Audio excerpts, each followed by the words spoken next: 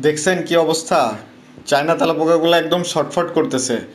সব কিন্তু মারা যাচ্ছে। মানে আমি এই যে এই বিষটা এই বিষটা আমি বাসায়, রেড হিট বলেন, যে যত রকম বিষ যে যেটা বলছে আমি সেটাই দিছি বাসায়। এই পোকাকে কোনোভাবেই মারতে পারি না। আপনার ম্যাজিক চক দিয়ে রাখলে বড় বড় তেলাপোকা মারা যায়, টিকটিকি মারা যায়, ছোট ছোট পোকা মারা যায়।